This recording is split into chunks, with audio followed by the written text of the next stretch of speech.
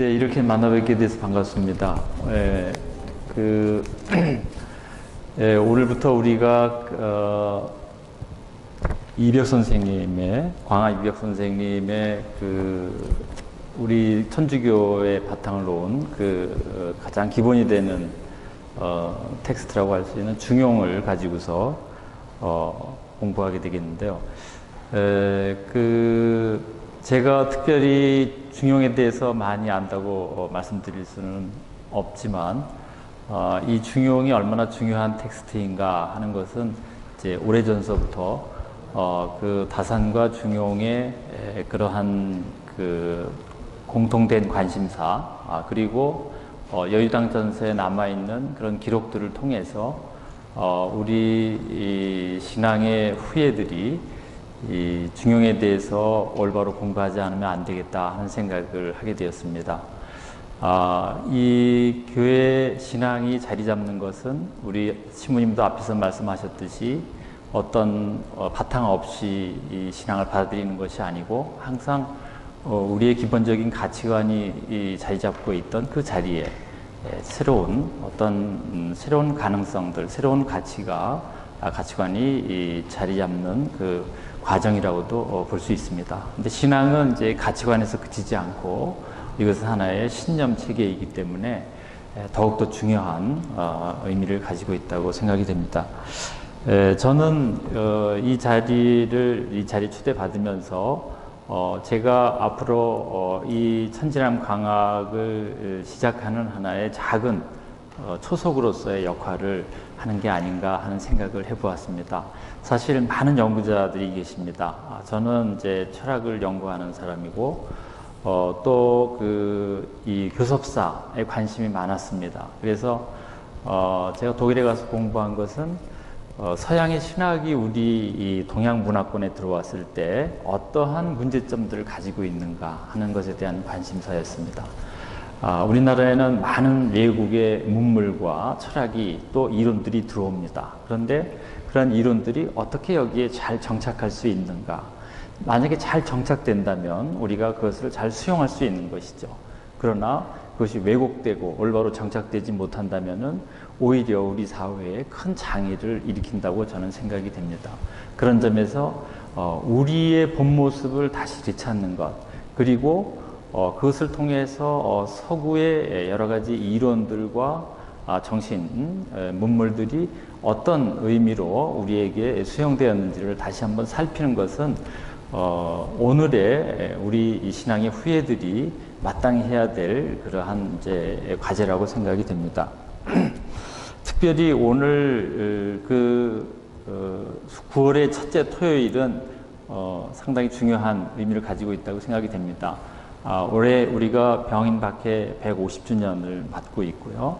또 순교자의 성월이고, 또 지금까지 이 유교 경전에 대해서 우리 교회 안에서 거의 공부한 바가 없었습니다. 제가 알기로는. 그런데 이런 자리를 우리 김동원 신부님께서 열어주신 것은 바로 위에 모신 우리 신앙의 선조분들이 공부했던 그 자리에서 그러한 내용들을 우리가 오늘 다시 공부하는 의미를 갖고 있다고 생각이 됩니다. 특별히 광암 이벽 선생님과 다산 정약용 선생님은 사실은 교회에서는 배교한 분으로 이렇게 알려져 있습니다. 이분이 순교냐 배교냐의 문제는 단순히 우리가 단정지어서 얘기할 수 없는 정말 어려운 문제들입니다. 오히려 그분들의 삶을 우리가 다시 되돌아보고 그분들의 삶을 우리가 살아보려고 할 때 그분들이 추구했던 진정한 진리가 무엇이고 그분들의 불변의 그러한 신념이 무엇이었는지 조금 다가갈 수 있으리라고 저는 생각이 됩니다. 그런 점에서 저는 이 두 분은 비록 우리 교회가 그분들을 한때는 배교자로 그렇게 평가했지만 오늘 우리가 다시 돌이켜보면은 우리의 신앙에 정말 단단한 초석을 놓은 분들로서 이분들을 신앙 안에서 재평가하고 또 우리의 삶에 또 신앙의 좌표로서 삶아야 되지 않을까 이런 생각을 저는 해보게 됩니다. 이 두 분의 그 학문의 경지는 오늘날 우리 유학자들이 생각할 때에도 상당히 높은 그런 경지를 가지고 있었고 약관의 20대에 머물렀던 그분들의 학적인 수준이 정말 지금 보더라도 어떻게 이렇게 뛰어난 혁신적인 그리고 혁명적인 사고를 이분들이 할 수 있었을까, 이러한 힘이 어디에서 나왔을까 하는 것을 다시 되묻게 됩니다. 저도 나이를 조금 이렇게 먹고 지내면서 다시 되돌이켜보면은 학문적으로 너무나 부끄럽습니다. 이분들은 뭐 신앙적으로도 더 말할 나위가 없고요. 그러나 늘 새롭게 우리가 배워가는 자세, 또 오늘 내가 신앙을 받아들인 그런 자세로서 이분들을 다시 뵙고 이분들의 그 말씀 안에서 하나님의 뜻을 다시 찾아보는 것이 의미가 있다고 생각이 됩니다. 그런 점에서 이 강학, 천지남 강학을 한번 열어보려고 합니다. 이 천지남 강학이 가지고 있는 이 특별한 의미는, 저는 또 이 장소가 천지남이라는 그런 아주 유서 깊은 그런 이름을 가지고 있죠. 천진이라는 말은 하늘천, 또 참진이잖아요. 그래서 하늘의 참뜻이라는 것이죠. 하늘의 참뜻이 이 자리에 유성처럼 내렸는가 이런 생각도 해봅니다. 광암 이백 선생님 어머니가 태몽을 꿨을 때 빛이 지나갔다 그래요. 그래서 광암 그 호 앞에 나릴 빛이 있습니다. 빛광자라고 볼 수 있습니다. 그래서 이 빛과 빛이 지나간 그런 어떤 유성처럼 지나간 그러한 그 광암의 호를 우리가 다시 생각해 볼 수 있는데요. 이분들이 이 강학회에서 우리가 1770년도에서 1784년 이 정도로 한 10여 년 여기에서 공부하셨다고 보는데요.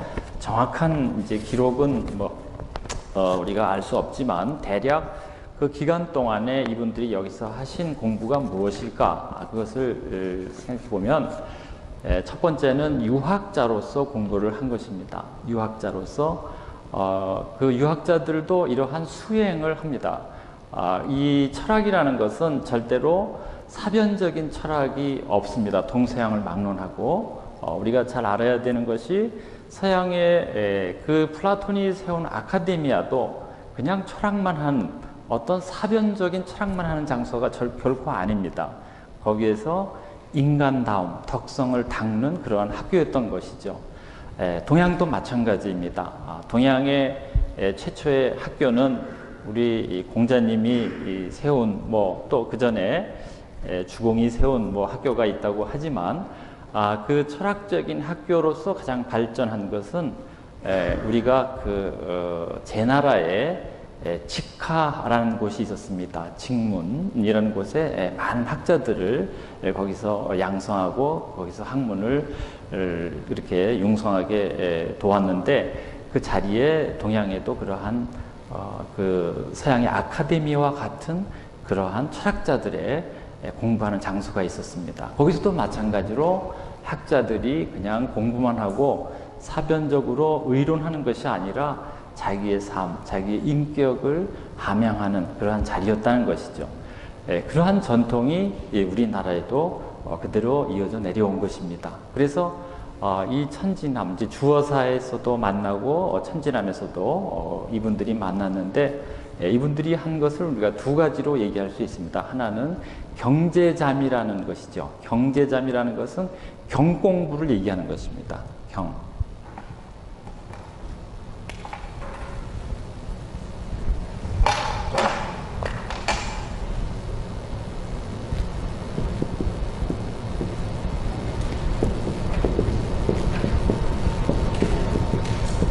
이 경제라는 것은 이게 이제 심재에서 장자에 보면은 심재, 마음을 아주 가지런히 하는 그러한 집제자도 되지만 마음을 닦는, 이제 경이라는 것, 이 경이 가장 중요한, 우리 그 성리학에서, 조선 성리학에서 중요하게 생각했던 그런 하나의 주제인데요.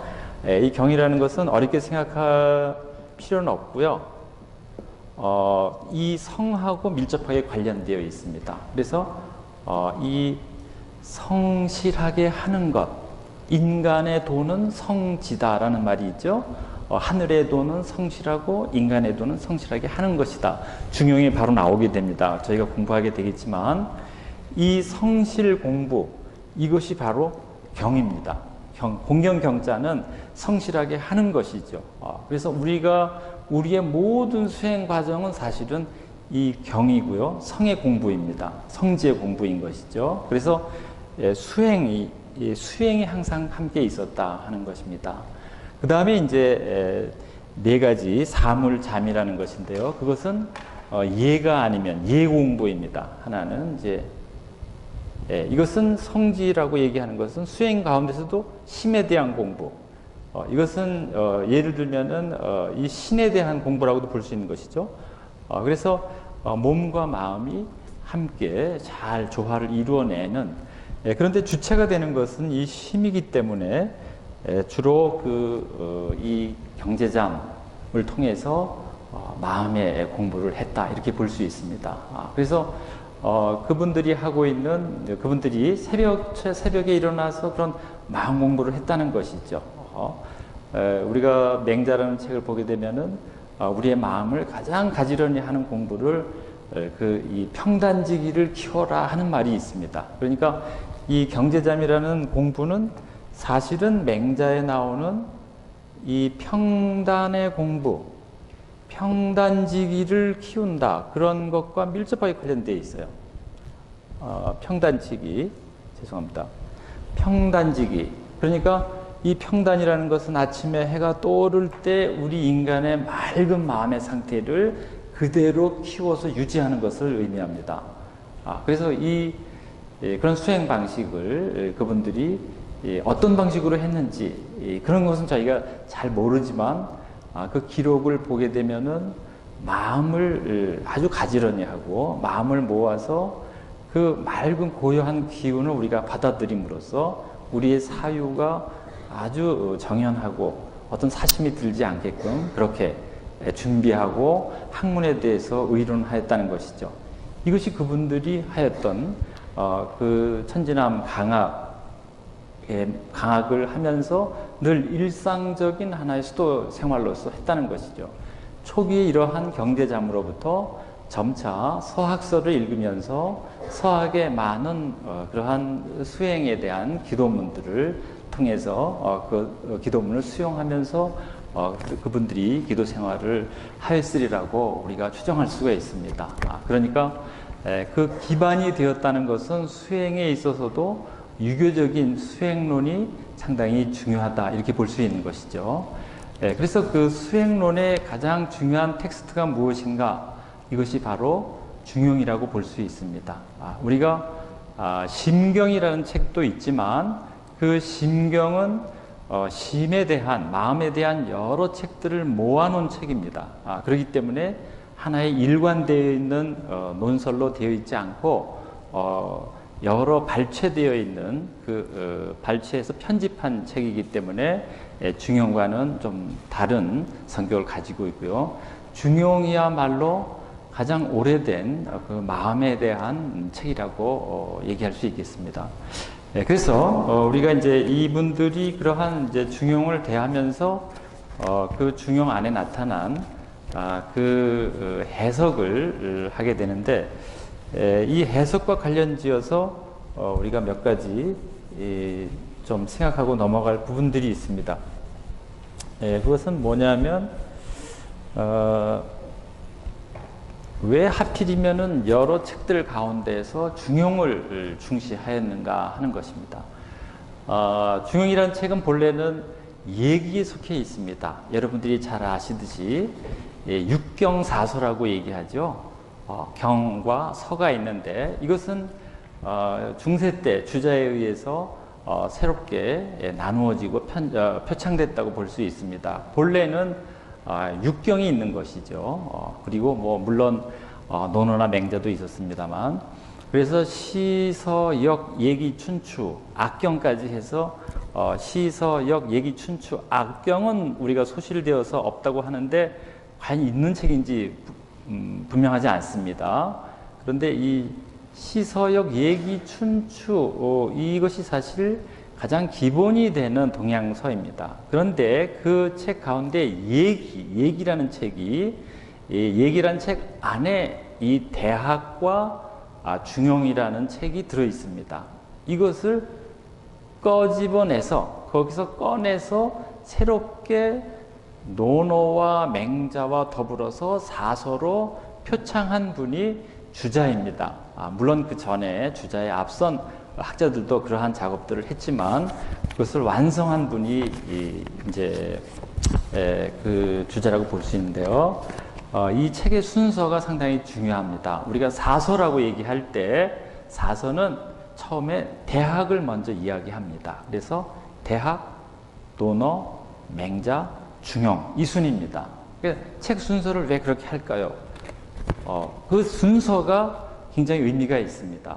그 순서가 바로 주자에게서는 대학으로 들어가서 중용으로 나오는 책입니다. 그래서 이게 하나의 입문이 되는 책이 대학이고요. 그것을 모두 종결짓는 것이 중용이에요.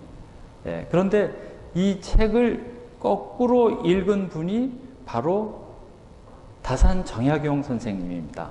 다산 정약용 선생님은 중용이야말로 모든 경서로 들어가는 문이다 이렇게 생각했어요. 왜 그런가? 우리가 그 마음에 대해서 알지 못하면은 그 마음의 본질을 알지 못하면은 다른 경서 공부를 할 수가 없다 하는 것이죠. 그래서 오히려 그분은 거꾸로 중용을 상당히 중요하게 생각하셨습니다.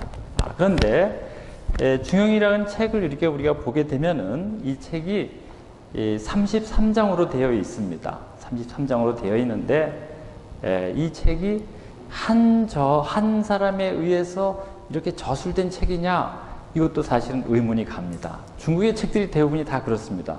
우리가 알고 있는 논어도 공자님의 말씀이 전부 다인가? 그렇지 않습니다.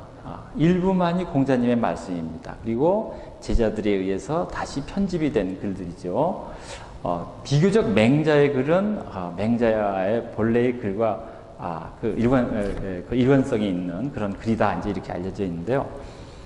중용대학은 좀 얘기에서도 뽑아서 다시 표창한, 다시 편집한 글이기 때문에 상당히 그 저자에 대한 의구심이 우리에게 의구심을 불러일으키는 부분입니다. 그러나 중요한 것은 저자가 중요한 것이 아니고요. 이 책의 내용이 무엇인가가 항상 중요합니다. 그런데 다산이 중용에 관심을 갖게 된 것은 다산 스스로의 관심이라기보다는 정조대왕이 중용을 읽다가 항상 의문이 생기면 성균관에 이 질문서를 만들어서 보냈습니다. 그러면 성균관에 있는 생원들이 그것을 보고 거기에 답을 올렸어요. 그런데 그 답 가운데 가장 뛰어난 사람이 누구이겠습니까? 정약용입니다. 그런데 정약용은 이것을 혼자 공부했을까요? 아닙니다. 누구하고 공부했죠? 이벽 선생님한테 전수를 받아서 정답을 제시한 겁니다. 그래서 정조께서 아주 새롭게, 아주 독특하다. 제가 뒤에 정리해놨지만 아주 독특한 답변이 있다. 이렇게 말씀하셨는데요. 정조는 정말 대단한 대왕입니다. 아버지가 사도세자로 불행하게 돌아가셨지만 본인은 이 학문을 통해서 그 모든 고통을 이겨내려고 했던 아주 뛰어난 인격자이죠. 그래서 그 영정조 때가 우리나라의 학문이 가장 융성한 시기다 이렇게 우리가 또 이야기하곤 합니다. 그런데 제가 이 중용에 대해서 조금 말씀드리기 전에 이 중용을 통해서 당시에 그리스도교에 대한 교의라든지 이러한 어떤 서양의 문물이 들어올 수 있는 이제 바탕이 되었다고 우리가 먼저 말씀드릴 수 있는데요. 항상 모든 종교는 그 바탕이 되는 어떤 그 그릇이 있어야지 들어올 수가 있습니다. 여러분들이 잘 알고 있는 불교는 동양 종교일까요? 서양 종교일까요? 동양 종교인 것 같기도 하고 서양 종교인 것 같기도 하죠. 왜냐하면 인도라는 나라는 동서의 그 중간에 있잖아요. 네, 그런데 언어적으로는 불교는 언어적으로는 서양입니다. 우리가 보통 어족을 따질 때 인도 유럽 언어라 그래요. 인도 유럽 언어. 그래서 그 인도의 팔리어나 산스크리트어는 서양 언어 구조를 가지고 있습니다. 주부가 있고 술부가 있어요. 그러나 우리말이나 중국어는 그러한 구조를 가지고 있지 않죠. 그래서 다른 세계관을 가지고 있는 것입니다.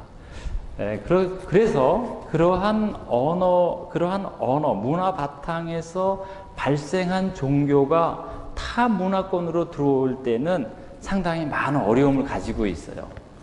불교가 들어올 때는 바로 들어오지 않았습니다. 다행히 중국에 올 때도요.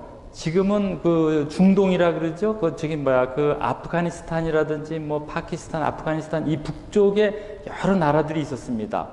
이 나라들을 통해서 점차 중국에 잘 맞게끔 그 토착화 과정이 거기에서 일어납니다. 그래서 중국의 불교가 아주 잘 정착한 그러한 이제 중국 불교라고 우리가 보통 얘기할 수 있는데요. 그러한 그 종교의 정착과 과정처럼 그 문화가 어떤 문화가 타 문화를 종교 문화를 받아들일 때는 자기가 그 문화를 받을 수 있는 그 토양과 그릇이 마련되어야 됩니다. 우리가 일반적으로 알고 있을 때 불교를 받아들인 중국의 토양은 어떤 토양일까요? 그냥 받아들였을까요? 유교가 받아들였을까요? 도교가 받아들였을까요? 잘 모르시죠? 네, 그때 스님들을 모시러 가신 분들이 전부 도사님들이 가셨다 그래요. 그러니까 도교의 옷을 입은 사람들입니다. 도교의 옷. 그러니까 불교를 받아들인 종교는 중국에서는 도교와 밀접하게 관련되어 있습니다. 그러니까 노자라든지 또 혹은 장자라든지 이러한 철학자들의 사상이 그러한 그 불교를 받아들이는데 아주 중요한 역할을 했다는 것이죠. 그래서 그 중국의 그 불교가 정착되는 과정은 우리가 보통 그 격의 불교라고 얘기합니다. 그래서 그 이름만 거기에다 붙이는 것이죠. 그 개념을 정확히 모르기 때문에 중국어로 격의 불교를 통해서 본래의 뜻으로 가는 본의 불교로 그래서 토착화되는 토착 불교로 이렇게 넘어가는 과정들을 우리가 보게 되는데요. 그것은 아주 중요한 의미를 가지고 있습니다.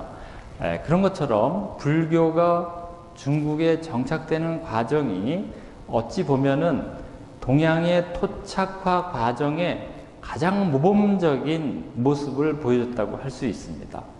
그리고 그러한 큰 갈등 구조를 겪지 않았습니다. 그런데 재미있는 사실은 불교가 중국에 정착하면서 새로운 불교의 종파가 생겨납니다. 그 종파에 대해서 혹시 알고 계신지요? 크게 불교에는 세 개의 종파를 얘기하고 있습니다. 화엄종, 천태종, 선종 이렇게 얘기합니다. 그런데 화엄이나 천태는 우리가 보통 교종이라고 얘기합니다. 그런데 이 선종은 본래 인도에 없는 불교의 종파입니다.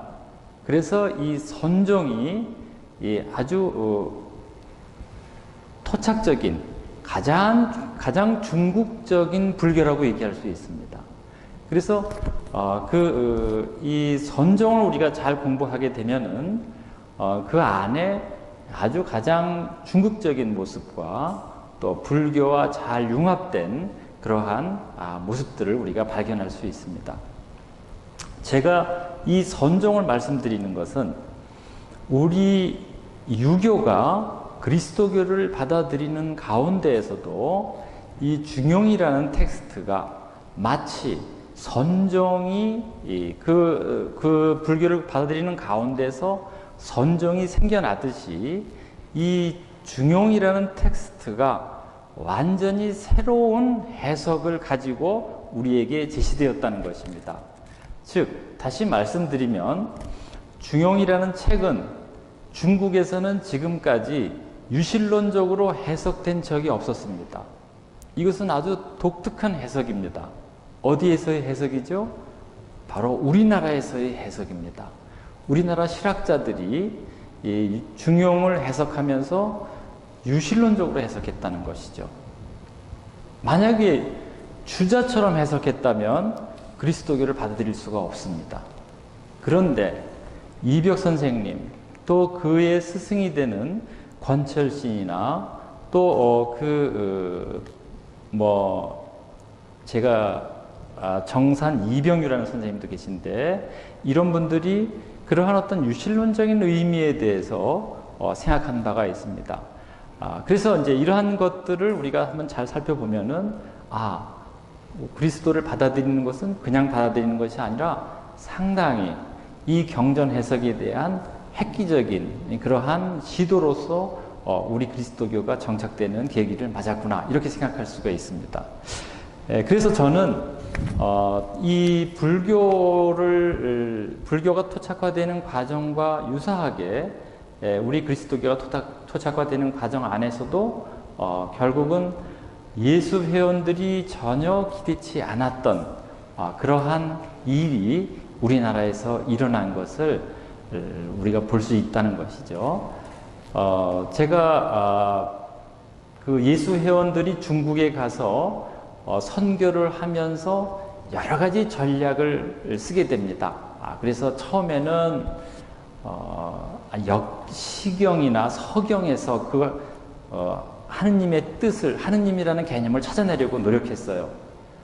그래서 안 되니까 나중에는 또 역경에서 찾아내고요. 또 그래도 안 되니까 이제 다시 사서로 내려옵니다. 이러한 그 역사적 과정이 있어요. 그것을 우리가 그 적응주의의 진화 과정이다, 이렇게 얘기하는데요. 그 적응주의의 진화 과정 맨 마지막에 나타나는 것이 바로 대학과 중용에 대한 새로운 해석입니다. 그런데 우리는 이미 그러한 해석을 독창적으로 하고 있었어요. 물론 그러한 텍스트는 이미 중국에서 시도가 되었지만, 저희에게 전해진 텍스트들은 상당히 그 예수 회원들의 초기 문헌에 머무르고 있었거든요. 우리가 천학초암이라는 책을 보더라도. 그래서 그러한 초기 문헌으로부터 벗어나서 독창적으로 그 문헌을 새롭게 해석해내고 또 거기에 그리스도교를 안착시키는 이제 그러한 과정을 중용을 통해서 해내었다 하는 것이죠. 이것은 아마도 예수회가 기대하지 않았지만은 실제로 우리나라에서 일어났던 그러한 토착화 작업이라고 볼 수 있습니다. 그래서 저는 항상 그런 생각을 하게 됩니다. 예수님이 예수님이 하나님의 가르침을 유대의 바탕 위에서 새롭게 전하셨듯이, 저희도 그리스도교를 받아들일 때 순수한 그리스도교의 본래 모습을 그대로 우리가 받아들였다기보다는 우리 문화적 토양에서 그리스도를 받아들였기 때문에, 그러한 우리 한국적인 토착화된 그리스도교를 저는 유교적 그리스도교라고 생각이 됩니다. 우리는 아직까지 유교적 그리스도교입니다. 그래서 유교적 가치관으로부터 벗어나 있지 않아요. 유교적 가르침을 그대로 바탕에 깔고 거기에 하나님의 가르침을 받아들였다는 것이죠. 그것이 하나님의 가르침에 어긋나느냐? 그렇지 않습니다. 하나님의 가르침은 그 문화에 잘 정착될 수 있도록 정말 유연하고 또 깊이 뿌리를 내릴 수 있는 그러한 완전한 가르침이기 때문에 어떤 옷을 입었느냐가 그것이 중요한 것이 아니죠. 그러나 우리에게는 우리 유교라는 아주 중요한 예를 중심으로 한 그러한 문화의 옷을 입었다는 것을 우리가 잘 명심해서 이것을 생각해 볼 필요가 있습니다. 그런 점에서 저는 유교와 그리스도교의 만남은 상당히 우리 민족에게 있어서 특별한 어떤 만남이고, 또 이것이 우리 그리스도교 발전에, 토착화 발전에 상당히 중요한 역할을 하게 된다고 생각합니다. 중용 텍스트에 대해서는 앞에서 잠깐 말씀드렸지만은 최근에 가장 근래에 발견된 것은 곽점 중국의 궈디엔이라는 곳에서 죽간이 나왔습니다. 죽간본이 나왔는데요. 그 죽간에 이건 대나무에 써져 있는 것이죠. 보통 우리가 백서, 비단에 써 있거나 죽간에 쓰거나 목간, 나무에 쓰거나 이렇게 하는데요. 더 오래된 것은 갑골이죠. 구갑이라 그래서 이 거북이, 이 배나 등에 써져 있는 글인데요. 그런 구갑은 발견할 수 없고 가장 오래된 텍스트로서 우리가 곽점에서 나온 그런 죽간본을 지금 중용이 가장 오래된 텍스트로 보고 있습니다. 그렇게 보면은 중용이라는 텍스트가 BC 한 4세기 정도까지 올라갈 수 있다는 것을 이제 알 수 있는 것이죠. 그러나 그 내용이 지금 우리가 보고 있는 중용과 똑같다 이렇게 볼 수는 없습니다. 다만 유사한 내용들이 거기서 발견되기 때문에 중용의 사상은 상당히 오랜 역사적 뿌리를 두고 있다 하는 것이죠. 중용과 비슷한 그러한 문체, 이 중용의 문체를 보게 되면은 이 문체는 제가 볼 때는 이 도덕경하고 상당히 유사한 점이 있습니다. 도덕경하고. 그러니까 도덕경은 약간 남방의 문체라고도 우리가 볼 수 있는데요. 그래서 주로 이제 노장 사상이라는 것은 약간 남방의 문화권에서 발전한 사상입니다. 그리고 이제 북방에서는 이제 시경이라든지 시를 따질 때도 조금 더 철학적인 아주 사변적인 것이 좀 더 발전했고요. 남쪽은 좀 문학적으로 발전했습니다. 그래서 비유나 상징이 굉장히 강하다고 볼 수 있는데, 그 문헌적으로 제가 보면은 중용은 약간 남쪽의 문헌의 그 형식을 많이 따르지 않았는가 이제 이런 생각을 제가 해보게 됩니다. 전체 중용도 이제 시의 형태를 일부를 띠고 있는 걸 우리가 볼 수가 있고요. 또 이 책이 두 권으로 나눠져 있습니다. 그래서 중용경과 성경이라는, 앞에 제가 성이라는 걸 얘기했죠. 정성성자요. 그래서 이 성경에 대한 내용이 나오고 중용경, 그래서 두 장으로 나눠져 있는 것, 이것을 보면은 도덕경도 도경과 덕경으로 나눠져 있거든요. 그런 어떤 형식적인 점에서 유사성이 있다, 이제 이런 점들을 조금 볼 수가 있습니다. 그러나 중요한 것은 중용이라는 말 자체가 고대 중국에서 간간히 나타나는데, 특히 논어에 이 중용이라는 개념이 나타난다는 사실이죠. 그렇다면 사실 논어에 나타날 때 이게 상당히 오랜 논거가 됩니다. 이 글이 상당히 오래되었다, 이 개념이. 그래서 거기에 제가 중용에 대해서 중용지위덕야 기지의호 민선구의, 이게 옹야편에 나오는 말인데요. 그 중용의 덕됨은 지극한데 사람이 드물게 하였다. 사람들이 이것을 제대로 한 지가 아주 오래되었다. 드물게 하였다. 그런 의미를 여기에 보여주고 있습니다. 그래서 중용이라는 말 자체, 이것이 중국말은 이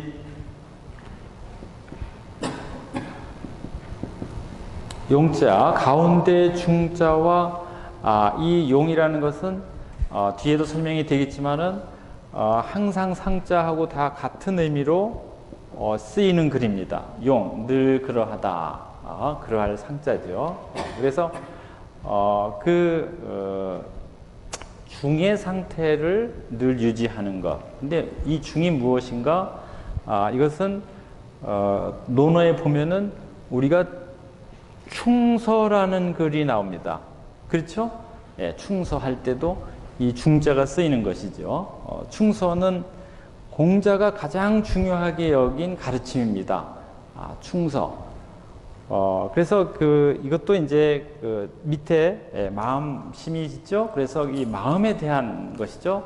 마음을 아주 조화롭게 유지하는 상태를 얘기하는 것입니다. 마음의 균형을 잡는 것이죠.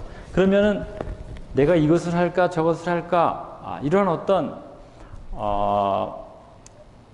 아리스토텔레스가 중용이라고 얘기할 때는 뭘 얘기하냐 하면은 비겁하지 않고 또 너무나 과도하게 자기의 어떤 용기를 과도하게 표현하지 않는 걸 중용이라고 보통 얘기합니다. 그런데 이 유교에서 중용에서 얘기하고 있는 중용은 조금 의미가 다릅니다. 이것은 마음의 상태가 적절하게 균형을 이루고 있는 거예요. 대상에게서. 이것은 대상과의 관계 안에서 어떻게 이것이 잘 조절되고 있는가. 그래서 이것을 우리가 중절이라고 얘기하는데요. 그 마음의 상태가 균형된 상태에서 머물러 있는 것입니다. 그렇다고 해서 이것이 정지되어 있는 것이 아니에요. 늘 변화 가운데서도 균형성을 유지하고 있다. 마치 그 서커스의 그 줄타기 하는 어떤 서커스 그 단원이 그 줄 위에서 균형을 마치 잡고 있는 것처럼 우리 마음의 상태가 대상과 더불어서 한시도 흐트러짐이 없이 그 균형성을 유지하고 있는 것, 그것이 중화의 상태입니다. 그래서 그것이 어려운 것이죠. 상당히 어려운 것입니다. 성리학이라는 학문은 이 중용이라는 책의 해석으로부터 나오는 것입니다. 그 전까지는 성리학이라는 학문이 없었습니다. 그런데 어떻게 균형을 잡을 것이냐 하는 문제를 가지고 성리학, 조선 성리학 이전에 송대 성리학이 발전하기 시작한 것이죠. 그래서 이것이 상당히 중요한 의미를 저는 가지고 있다고 보는데요. 그 중용에 대한 논어의 언급은 사람들이 드물게 하였다 하는 그 말을 보더라도 상당히 어려운 상태라는 거 우리가 볼 수가 있습니다. 우리도 마음의 상태를 한번 바라보세요. 우리 마음에 언제 마음의 상태를 볼 수 있겠습니까? 기도할 때 우리가 마음의 상태를 알 수가 있겠죠. 조용히 침잠할 때. 그래서 자기 마음을 정말 내 마음의 상태가 이렇구나. 내 마음의 상태가 어디로 기울어져 있구나. 이것을 우리가 가늠할 수 있는데 바로 그러한 자기 성찰적인 그러한 순간을 요구한다는 것이죠. 중용은. 그래서 그 중용이라는 텍스트는 33장으로 되어 있으면서 1장은 전체를 다 아우르는 내용입니다. 우리가 오늘 1장의 내용을 가지고서 같이 공부를 하겠지만 동양서의 특징은 저는 모든 텍스트의 동양서는 1장을 잘 공부하면 그 텍스트의 한 80%는 안다. 저는 이렇게 생각합니다. 우리도 그렇게 해서 성경 공부하시죠? 그래서 성경의 창세기만 공부하면 성경 80%는 안다. 이렇게 실제로 그랬습니다. 근데 제대로 공부하기가 힘들지요. 네. 뭐 구약성서, 신약성서도 마찬가지로 우리가 예를 들면 마태복음을 잘 공부하면은 신약성서 거의 다 아는 거죠. 그런 것처럼 동양서는 더 중요합니다. 동양서는 첫 번째 1장을 잘 읽어내는 것. 왜냐? 1장이 그 전체의 텍스트의 윤곽을 다 말해주고 있어요.